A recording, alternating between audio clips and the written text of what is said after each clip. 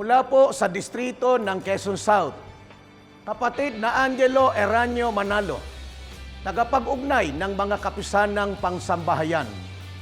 Dalangin po namin sa Panginoon Diyos na naway mag-ibayo pa ang daloy sa inyo na karunungan at kapangyarihan para manatili po kayong malakas na katuwang ng tagapamahalang pangkalahatan ng kapatid na Eduardo V. Manalo sa kapakanan po ng buong iglesia.